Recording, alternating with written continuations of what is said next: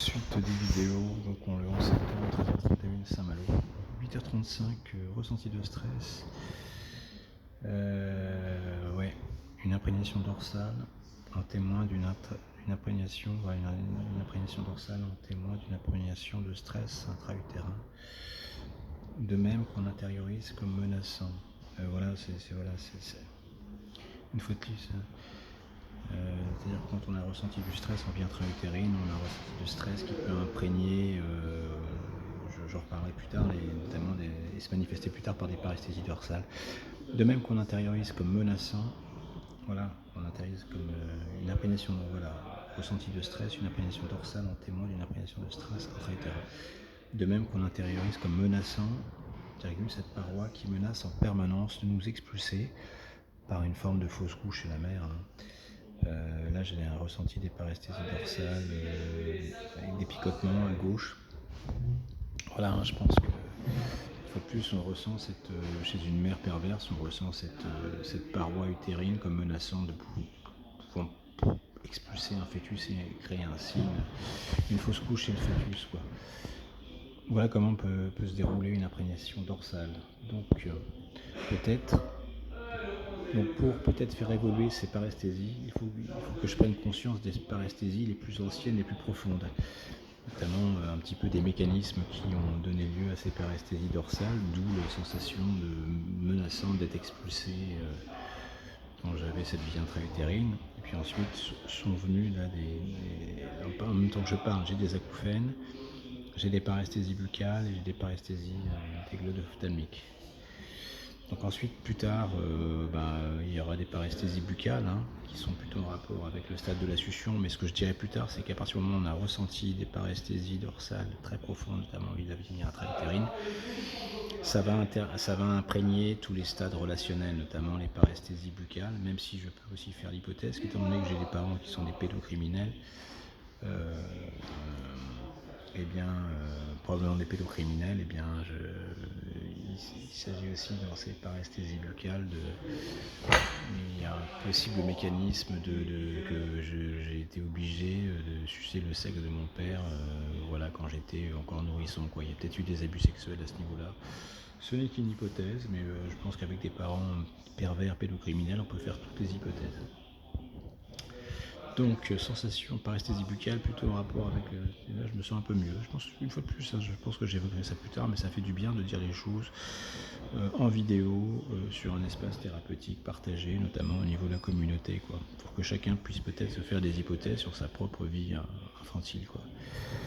Même si, comme je pense que le fait justement de faire des vidéos, de dire les choses de manière anonyme, oui, je fais ça de manière anonyme, je pense que ça peut faire du bien.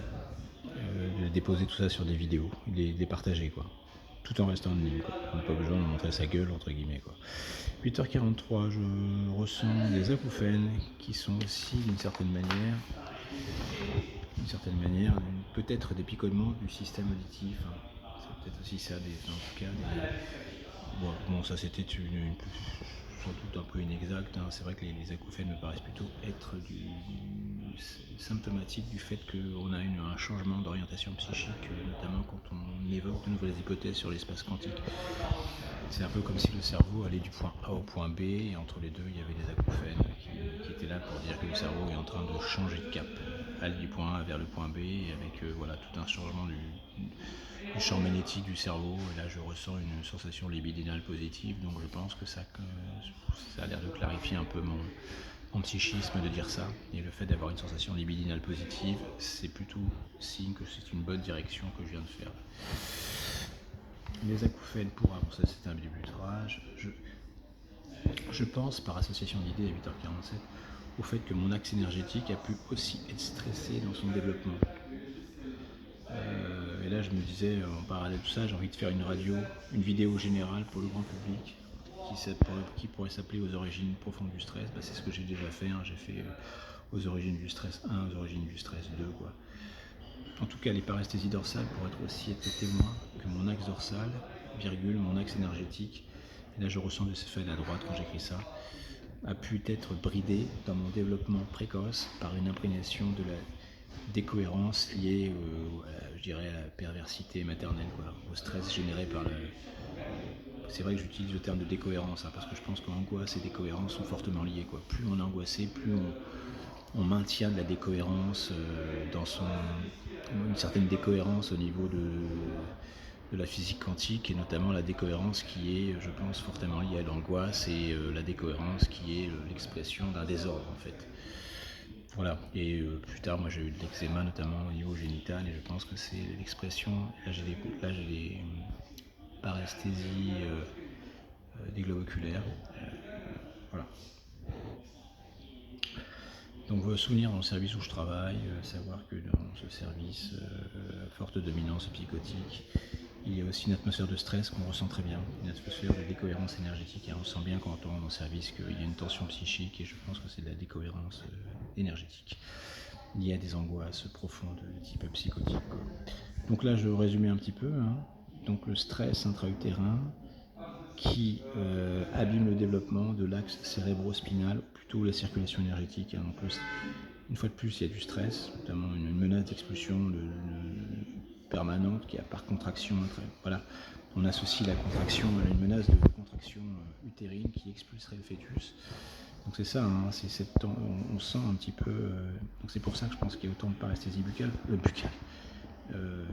dorsale, c'est parce qu'on ressent d'une certaine manière au niveau de son dos et ainsi au niveau de sa moelle épinière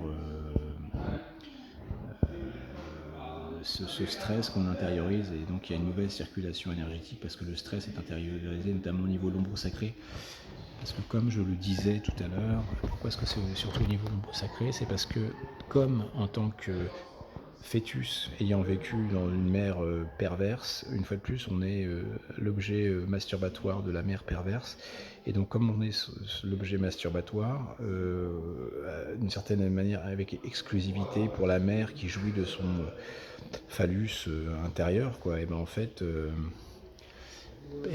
d'une certaine manière, si on sort un peu de cet axe, de cette obligation d'être le fantasme d'une mère perverse, alors il y a une menace d'expulsion, quoi. C'est-à-dire que voilà, il y a une menace de contraction de la cavité intra-utérine, donc on est vraiment prisonnier en tant que fœtus, et comme on est prisonnier de cette perversité maternelle, de ce désir maternel que le fœtus soit en fait à l'origine de sa masturbation interne, là, du coup on s'empêche toute vie, le fœtus s'empêche toute vie érotique, auto-érotique, parce que si jamais il a une vie auto-érotique, une fois de plus, peut-être même par sa propre masturbation, mais d'une certaine manière, s'il a une vie auto-érotique, alors il sortirait de la jouissance de la perverse, il serait menacé par le fait que le fœtus a une vie auto-érotique. Dans ce cas-là, il y aura une menace de mort, de menace d'expulsion par contraction intra-utérine.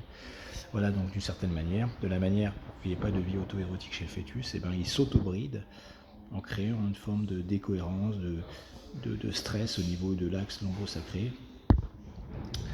Et axe lombo-sacré qui sera plus tard... se manifestera plus tard par différentes, par se brider dans la vie dans différents domaines, dans le domaine de jouissance sociale, de jouissance physique vaginale, aussi de jouissance aussi physique anale. Enfin voilà, j'anticipe un petit peu sur ce que je vais dire un peu plus loin. Je pense, hein, oui c'est ça. Souvenir, sinon je me souviens de mon ami Eric de Rennes, hein, l'ami énergéticien, qui d'une certaine manière m'a soigné en mettant sa main, en faisant circuler l'énergie sur mon dos, sur mon axe dorsal, hein, qui avait ranimé un petit peu mon axe dorsal. Et là je me posais la question, m'a-t-il vraiment soigné? Peut-être que le fait qu'il m'ait fait ce geste gratuitement était d'une certaine manière anachronique, c'est-à-dire qu'avec la période d'échange d'énergie dans laquelle nous sommes actuellement, parce que en fait oui, le flux financier étant indispensable, j'avais dit à cet ami Eric, notamment en apport thérapeutique, après avoir actualisé, que pourquoi est-ce que l'énergie qu'il faisait circuler ne circulait pas bien? C'est parce qu'il ne faisait pas payer les personnes qu'il soignait, donc d'une certaine manière, il n'intégrait pas que notre société marche sur un flux énergétique financier. Et que voilà, que son mode de troc, hein, que ses soins énergétiques contre un mode de troc, c'était un peu anachronique, et qu'il ne pouvait pas à la fois avoir un pied dans notre société hyper technologisée, en bénéficier, mais qui fonctionne aussi avec le flux financier, la place de l'argent, et en même temps refuser cet argent, quoi. c'est l'un ou l'autre. Mais là aussi, je pense qu'il y a une forme un peu de cisaillement dans sa tête qui est certainement symptomatique de quelque chose probablement de commun avec moi, quoi. Il y a une forme de cisaillement aussi, de paradoxe, d'opposition, quoi, qui l'empêche vraiment de jouir. Mais là, je pense qu'à partir du moment où je lui ai proposé cette hypothèse qu'il fallait qu'il soit payé, d'une certaine manière, je pense que je lui ai ramené dans son axe, quoi. Je l'ai décisaillé, quoi. 8h53. Désir de partager mes connaissances, mes hypothèses avec les patients, hein, toujours le mot partagé, nécessité de travailler et de faire une vidéo pour le grand public sur internet, hein, c'est ce que j'ai commencé à faire, hein, aux origines de l'angoisse, c'était le titre de la vidéo, j'en ai déjà fait deux, un développement notamment les angoisses qui imprègnent l'embryogenèse, à proposer des vidéos que je proposerai aux patients, aux humains, mais aussi aux brahmanes, quoi. Sur cette notion de partage. 8h55, je pense à cette amie Juliana à laquelle je pourrais peut-être proposer mes propres vidéos aux origines de l'angoisse. Peut-être fallait-il que je propose cette vidéo sur le stress intra-utérine, sur l'espace quantique. Donc cette vidéo qui me concerne moi-même, hein. Et là, je ressens en ce moment des paresthésies de nouveau dorsales, plus buccales et latérales gauche et des acouphènes. Pour que cela prenne effet de nouveau, car de nouveau, je suis en dynamique d'essayer de partager mes idées avec le Brahman, donc sur l'espace quantique. Oui, voilà ce que je voulais simplement dire, c'est que là j'ai fait différentes hypothèses sur la genèse du stress dans la vie intra-utérine, et peut-être que pour qu'il y ait une levée de ce stress, il fallait que et là je me sens un peu plus léger en disant ça, peut-être qu'une fois de plus, hein, pour qu'il y ait une levée de ce stress, il fallait que je partage des vidéos sur l'espace quantique, quoi. 11h05, je reprends mon travail, arrêt du travail 11h. Et là, à ce moment-là, je ressens des paresthésies dorsales qui sont peut-être en cours de transformation. Je parle de paresthésie à type de picotement, hein. De toute façon, je me dis que si je suis dans la démarche de partager mes vidéos sur l'espace public, et ainsi que le Brahman concernant ma source d'instabilité, pourquoi est-ce que je parle d'instabilité? Parce que c'est vrai que quand on a des paresthésies dorsales qui sont le témoin d'une relation de grande instabilité. En fait, quand on est le ventre d'une mère pervers narcissique, on ne peut que développer un sentiment d'insécurité parce qu'on est en menace permanente d'expulser, et on est toujours pris entre et puis en plus on est fixé parce qu'en fait on ne peut pas avoir d'activité auto-érotique, quoi. Parce que dès qu'on a une activité auto-érotique chez une mère perverse, notamment dans la vie intra-utérine, et bien à ce moment-là on sent qu'on est dans la menace d'être expulsé, parce que une fois de plus, une mère perverse ne contrôle pas, n'a aucun contrôle. Une mère perverse est fortement liée avec son utérus, sa musculature intra-utérine, parce que chez elle il y a une forme de forte immaturité. Donc du coup, je vais voir ça un peu plus loin, mais de toute façon, je me dis que si je suis dans la démarche de partager mes idées sur l'espace public concernant notamment ma source d'instabilité, alors le principal est fait. Sensation libidinale positive, voilà. Donc ça c'est plutôt le signe positif, hein. Même si je ne trouve pas de poste, alors de toute façon je suis dans cette démarche de partage de mon travail sur l'angoisse sur l'espace quantique. Donc de toute façon, même si je ne trouve pas de travail, j'aurai au moins partagé sur l'espace quantique. Peut-être même que je pensais faire des vidéos sur TikTok. Là je laisse un peu de temps parce que je sens qu'il y a quelque chose que j'aurais pu dire mais qui m'a échappé. Oui, la source d'instabilité, sensation libidinale positive. Là je sens les acouphènes, notamment prédominants du côté gauche. Instabilité. 11h10. Mouvement de cisaillement psychique que peut vivre un embryon ou bien un fœtus pendant la vie intra-utérine. Je pense que je vais juste parler maintenant de vie intra-utérine, parce que la séparation entre l'embryon et le fœtus, de mémoire, c'est quand le cœur commence à battre dans le langage humain, et pour moi il y a vraiment la vie intra-utérine.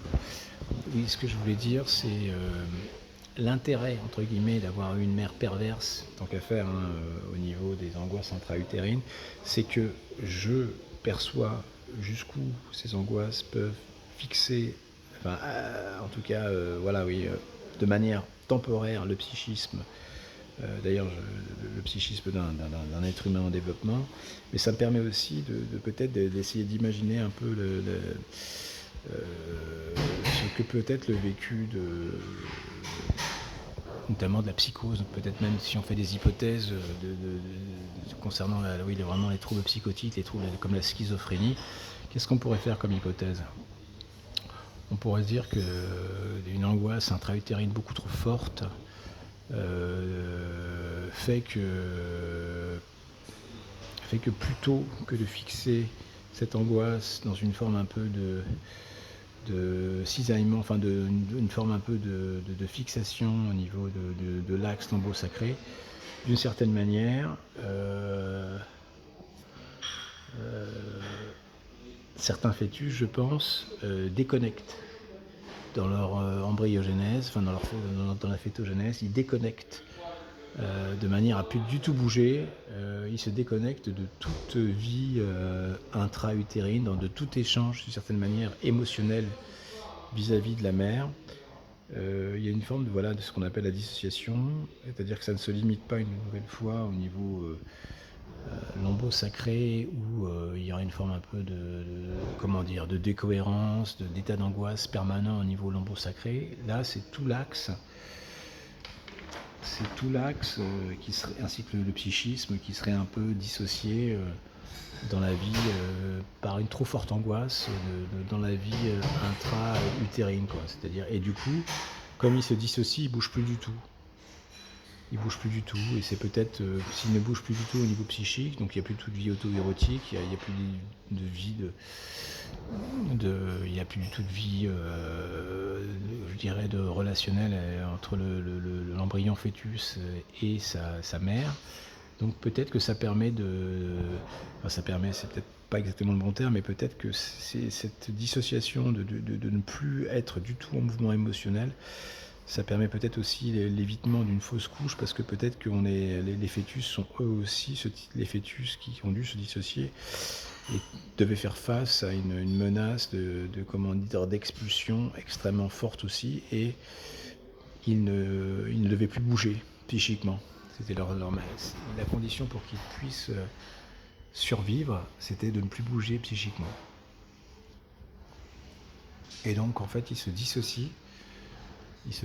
Donc ça peut être une hypothèse de formation des troubles psychotiques comme la schizophrénie. Voilà.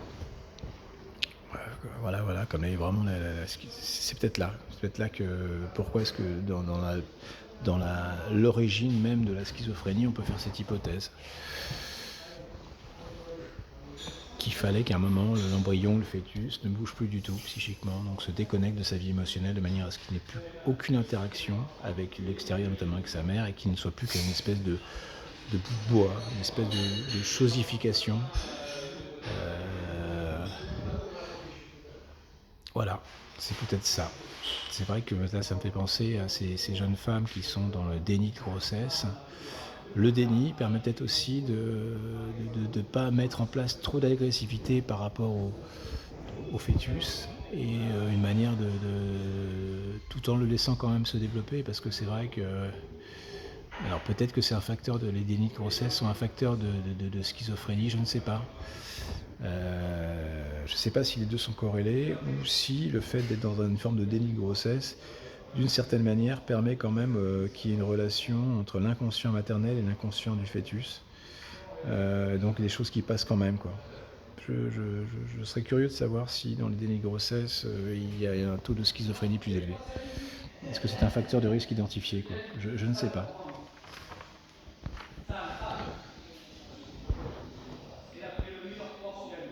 Une démarche de partage, de travail, ça m'envoie. Peut-être même faire des courtes vidéos sur TikTok. 11h10, mouvement de cisaillement psychique que peut vivre un embryo fœtus. Mouvement de cisaillement psychique que peut vivre un embryon fœtus pendant le vie intra-utérine. Donc une fois de plus, ça c'est la paroi utérine, ça c'est le fœtus. Il peut vivre une angoisse de mort, menace d'être expulsé par la contraction, une menace de mort permanente, notamment chez une mère perverse. Et puis aussi en parallèle de ça, le vécu psychique d'être une forme de l'obligation d'être une forme d'objets de masturbation maternelle. Donc du coup, la seule manière pour évidemment un fœtus de vivre ça à son niveau, c'est de s'identifier à. Et en s'identifiant, comme je disais, d'être une forme de phallus maternel, eh bien, il va s'identifier à ce phallus maternel et se léser, s'auto-castrer au niveau de la moelle épinière, quoi, au niveau de son axe énergétique, le lambeau sacré, quoi. Donc le vécu psychique est une forme d'objet de masturbation maternelle, quoi. 11h12, faire vidéo sur la possibilité thérapeutique. Oui, c'est ça, donc je voulais me permettre je me disais aussi qu'il fallait que je fasse un short, une vidéo short sur le TikTok, je fais une vidéo sur YouTube en disant que voilà, moi je fais des vidéos, j'exprime des choses, j'associe, je remets mon psychisme en marche, je fais des hypothèses et je les dépose sur l'espace quantique. Et le fait de faire tout ça, je pense que ça peut avoir un effet thérapeutique. En tout cas, je sens un processus librement associatif qui se met en place à partir du moment où je fais des vidéos. Voilà. Donc, là je parlais de deux choses, angoisse de mort, qui côtoie le fait, et une fois de plus, on est toujours dans le deux, dans le binaire, dans l'espace-temps, dans ce genre de choses, quoi. Tout ça, je pense que c'est fortement corrélé, quoi. Donc je vais essayer de pousser. Donc quand je fais ces vidéos jusqu'à 40 minutes, donc ces vidéos de libre association, c'est le temps d'une séance de psychanalyse, 45 minutes, quoi. Alors, et sinon j'ai essayé un petit peu d'élaborer sur quel est le vécu psychique quand le fœtus est dans un utérus de mère perverse. Fixation étant soi-même une forme de sel, ou encore un objet de complétude, forme de sel, dans le dos, ou encore un objet je pense qu'il y a une telle confusion dans ce climat de haine et en même temps d'être objectalisé comme un phallus de masturbation d'une mère perverse.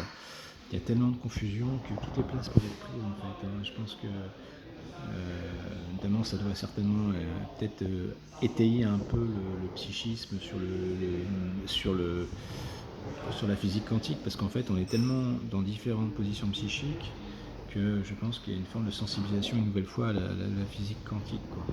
En tout cas, je me dis, derrière tout ça, si je puis me permettre, il y a au moins, et ça me fait plaisir, il y a une certaine émotion, ça me fait plaisir de pouvoir au moins émettre une hypothèse sur la genèse de la schizophrénie, et peut-être que le Brahman, ayant connaissance de cette genèse de la schizophrénie, pourra peut-être intervenir, quoi. Je ne sais pas, là je sens une forme un peu de striction anale au moment où je dis ça, mais bon, je continue. Donc fixation en étant soi-même une forme de sel, ou encore un objet de complétude vaginale, une fois de plus, qu'est-ce qu'on représente dans l'inconscient maternel. Mais en fait, une forme de sel, une forme de complétude aussi vaginale, mais en fait, on remplit la cavité utérine, qui n'est ni l'espace rectal, ni l'espace vaginal, mais en fait un troisième espace qui est évidemment l'espace utérin. Donc en fait, la mère crée est elle-même porteuse d'une forme de confusion entre ces trois espaces, mais dans sa tête, en fait, c'est la complétude totale, quoi. C'est la jouissance de la complétude totale de la mère perverse, c'est-à-dire qu'elle a l'impression d'être à la fois dans une complétude sociale, mais aussi dans une complétude vaginale, rectale, utérine, quoi. Donc voilà, quoi, c'est la jouissance du pervers, quoi. C'est le sentiment de complétude qui masque certainement un sentiment de vide extrême, quoi. Alors, là je me posais après la question de la genèse de la perversité maternelle, mais bon, je pense qu'elle a dû être dans des processus de haine extrême. Peut-être que sa propre mère l'a portée en elle et avait une forme de haine extrême, donc du coup une mère qui a développé tout un sadisme vis-à-vis qui avait une forme de sadomasochisme en elle. Enfin, je sais pas ce que. Après, ce serait le vécu intersubjectif entre une grand-mère maternelle et ma mère biologique, voilà. bon, je ne vais pas faire des hypothèses, quoi. Il y a une forme de haine en tout cas qui circule, hein, mais j'en ai déjà parlé, quoi. Donc il y a une forme de confusion entre les trois espaces, donc il y a une angoisse qui peut donc imprégner les trois espaces. Voilà, donc du coup, oui, l'angoisse, comme elle circule dans tous ces espaces et qu'il y a une confusion entre ces trois espaces, et bien l'angoisse qui est associée va imprégner le psychisme du nourrisson vis-à-vis de ces trois espaces, quoi. Donc du coup, je pense aussi, ça a pu jouer en tant qu'adulte au niveau des angoisses de pénétration vaginale, les angoisses de pénétration anale, les angoisses d'être père aussi, hein. Une angoisse, confusion vis-à-vis, voilà, une angoisse, confusion, ça va créer dans la vie psychique vis-à-vis de ces trois espaces et de leurs fonctions, notamment la fonction de paternité à travers l'espace intra-utérin, la jouissance vaginale, à travers l'angoisse vaginale et la jouissance rectale, quoi, à travers, voilà. Une fois de plus, hein, voilà, cette complétude d'un embryon fœtus dans la cavité intra-utérine, ça pourrait aussi être, ça pourrait être aussi compris comme un espace vaginal ou bien comme un espace rectal, hein. Ça pourrait être le conduit digestif, ça pourrait être le conduit, ça pourrait être aussi le vagin, et ça pourrait être aussi, voilà, une forme de confusion anatomique, hein, que j'ai d'ailleurs ressenti plus tard, hein, quand j'étais adulte. Il y a une forme un petit peu que je retrouve encore chez moi d'absence vraiment de représentation précise de l'anatomie féminine, hein, ce qui était quand même assez étonnant, mais ce qui est en même temps symptomatique, hein, de la confusion qui a été amenée par le fait d'être objectalisé de cette manière, en étant une fois de plus, hein, l'objet de jouissance maternelle, avec cette notion aussi de permanence, quoi. De permanence, d'immortalité, quoi. Cette complétude, parce que derrière la complétude totale, c'est-à-dire quand on est en complétude totale, il y a un peu sentiment d'immortalité aussi. Je pense que c'est une angoisse de mort très forte aussi qui se cache derrière tout ça, quoi, chez la mère, quoi. C'est qu'elle a extrêmement peur de mourir quelque part, et qu'une manière de dénier l'angoisse de la mort chez la mère, c'est d'être dans une situation perverse, quoi, où on va rechercher à travers la maternité une forme de complétude totale, quoi. Complétude sociale, la reconnaissance sociale, complétude. Et ce sentiment de complétude doit certainement affleurer avec un sentiment de toute puissance, de complétude, voilà, quand on est dans la complétude totale, on est dans une forme d'immortalité, quoi. Je pense qu'il y a de ça, quoi. Il y a certainement une angoisse de mort extrêmement forte chez les pervers, et une manière de pallier à cette angoisse de mort extrêmement forte chez les pervers. Il y a cette volonté d'être dans une forme de complétude, parce que la complétude ne veut pas laisser de place, en tout cas, au moindre espace, et le moindre espace, en fait, donc c'est une négation totale de la finitude, quoi. Ce sont des gens qui veulent mourir sans se rendre compte que la mort est là, quoi. C'est à réfléchir, parce que c'est un individu comme Macron est dans ce type de négation aussi. On est dans une forme de négation totale de la finitude, quoi. Voilà ce que c'est qu'un individu pervers, quoi. Donc bon, en tout cas, voilà, moi je pense que j'ai des angoisses qui sont fixées au niveau de la paternité, de la jouissance vaginale, de la jouissance rectale. Ceci, ça fait penser à une patiente hier que j'ai rencontrée. Et voilà, il y a une forme un peu d'érotisation, mais voilà, tout à fait, j'ai rien fait, il s'est absolument rien passé, mais bon. Voilà. Sans parler des angoisses de fixation. Et là, je sens les paresthésies dorsale latérale gauche, paresthésie du bord supérieur des acouphènes, paresthésie du bord supérieur.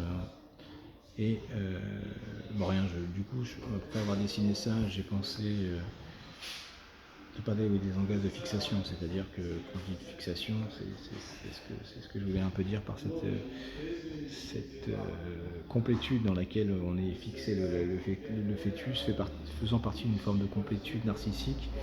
Du coup, la mère voulant jouir toute sa vie, il y a cette volonté de fixer le psychisme du fœtus dans des angoisses, quoi. Bon, sinon, là, c'est une remarque que je fais à côté. Comment ne pas voir ce que j'ai commencé à dessiner, quoi. Deux fœtus enchevêtrés harmonieusement dans ce signe du Tao, quoi. Bon, c'est une remarque en parallèle.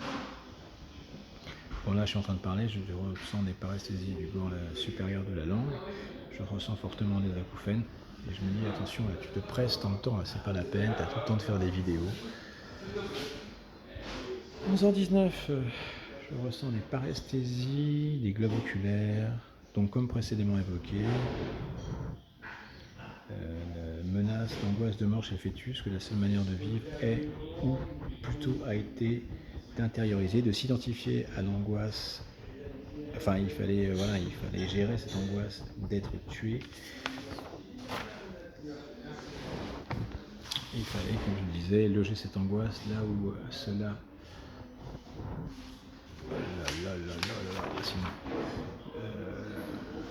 cette angoisse là où cela immobilise tout ce qui pourrait rentrer. Cette angoisse a immobilisé quand j'étais fœtus tout ce qui pourrait entrer en concurrence, frustrer le pervers, donc fixation de l'angoisse au niveau de l'axe de jouissance du fœtus. Comme je le disais, il n'y a plus possibilité d'être dans des actions auto-érotiques. La vie érotique du fœtus étant totalement déviée vers la jouissance de la mère perverse narcissique. Il n'y a plus de vie auto-érotique chez le fœtus. Ce ne sera que plus tard, notamment par la prise de conscience, notamment à travers ces vidéos, je pense, sur l'espace quantique, que l'on partage sur l'espace quantique, qu'il va pouvoir avoir de nouveau une mobilisation de la conscience qui va réfléchir à ce qui s'est passé au niveau de cet axe énergétique, et peut-être qu'en déplaçant sa conscience, ses hypothèses sur ce traumatisme au niveau de l'axe énergétique, il est possible que ces différentes prises de conscience permettent une remobilisation de la circulation de l'axe énergétique. Bon, là j'ai dessiné la moelle épinière ici avec le chakra à peu près l'ombre sacré, et là j'ai dessiné de nouveau la fixation de l'angoisse à peu près à ce niveau là, la fixation d'angoisse quand on est dans le ventre d'une mère perverse. À 11h24, fixation, et là je ressens les sensations de paresthésie dorsale. Peut-être sont-elles en cours de libération, je suis peut-être en train de libérer de ces paresthésies dorsales à partir du moment où je prends conscience de tout ce qui s'est passé dans cette dynamique d'imprégnation d'angoisse au niveau du dos, et notamment au niveau de dorso-lombaire. Peut-être sont-elles en cours de libération à partir du moment où je fais ces hypothèses.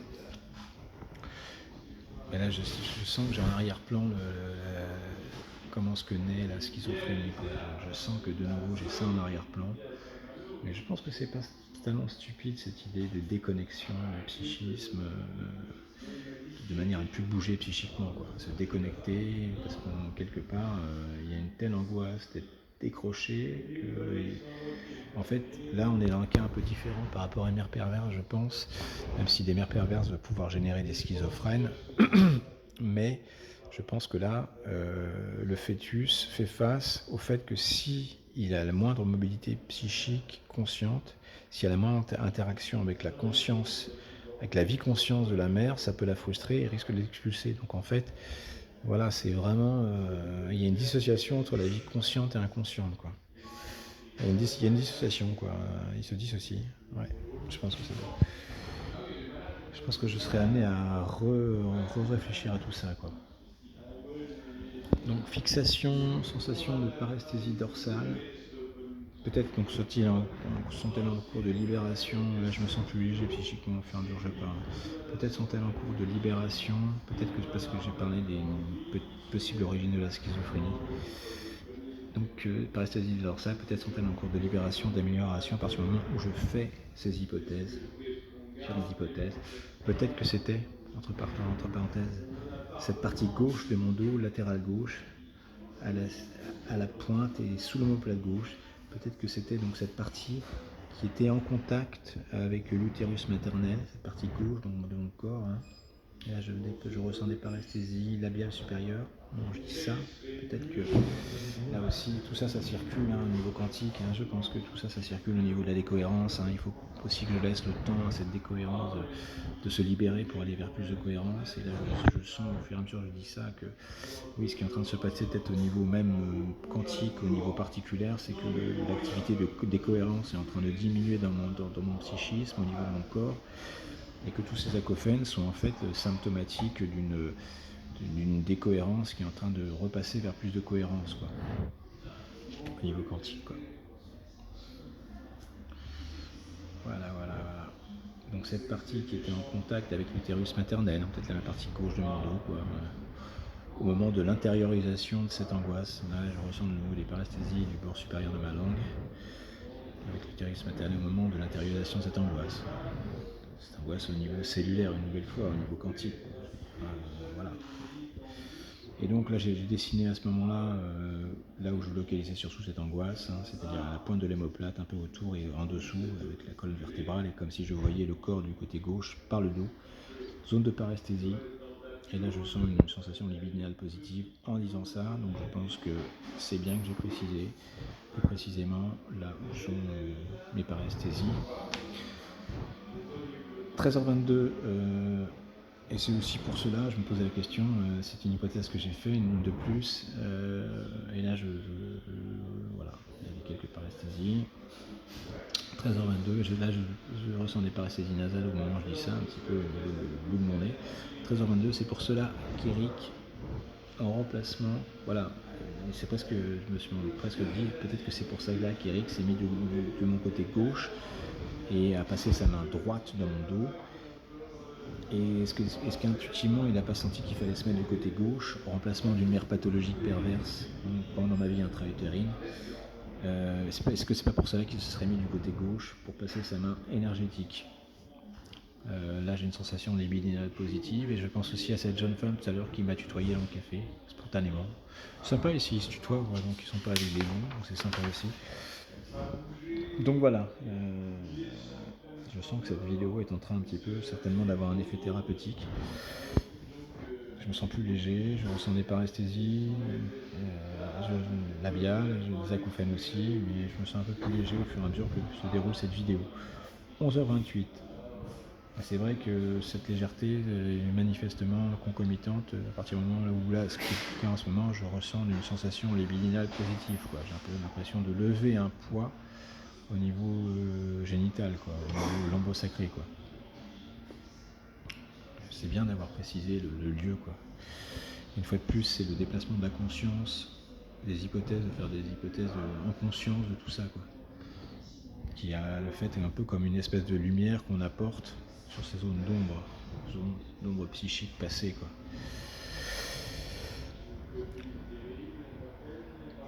« 11h28. Plus je serai précis dans le descriptif de ce que je vis, plus je pense que cela permettra de lever les différentes inhibitions.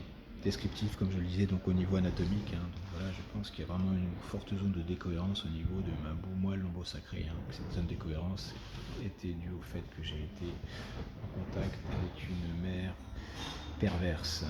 Bon, j'espère que j'étais assez précis dans la description du mécanisme avec lequel les choses se sont mises en place, quoi. Peut-être que je reviendrai plus tard. Paresthésie périorbitaire à gauche, supérieure à droite, à 11h40, plus paresthésie latérale gauche. Je remarque que toutes les paresthésies, tous les types de paresthésie semblent prédominer du côté gauche, même si là, quand je suis en train de parler, c'est plutôt du côté droit, côté partie un petit peu à droite. Là j'ai des paresthésies labiales et j'ai des paresthésies du côté droit, mais bon, elles ont disparu. Une fois de plus, c'est un côté que... Est-ce que c'est le côté gauche qui n'était pas plus près du vagin maternel? 13h24, point d'interrogation. Je rajoute un point d'interrogation, vagin maternel, point d'interrogation, et point d'interrogation, je l'ai rajouté à 13h24. 11h42, mécanisme de diffusion d'angoisse à travers le temps. Et là, je ressens les paresthésies du menton, plutôt du côté gauche. Une fois qu'il y a une imprégnation durant la vie intra-utérine, alors cette angoisse va voyager à travers le temps et va se fixer sur différents organes, notamment relationnels, la sphère buccale, toutes les sphères un petit peu relationnelles. La sphère buccale semble particulièrement sensible, particulièrement investie, une fois de plus, même quand je suis en train de parler, j'ai des paresthésies buccales. Donc je pense, et là c'est à 13h25, je rajoute le mot sphère, je pense faire l'hypothèse que j'avais oublié, j'ai rajouté à 13h25, je pense faire l'hypothèse d'un abus sexuel de la part de mon père, de type pénétration buccale avec son sexe. De petits points, tout est possible dans ce couple pédopervers criminel. Le mot criminel, j'ai rajouté à 13h26. Voilà, donc peut-être aussi le fait de faire cette hypothèse sur... je vais marquer une croix parce que je termine les 40 minutes. Donc là, il faudra que je reprenne à 11h49. Voilà. Peut-être que le fait de faire cette hypothèse va me permettre de les lever.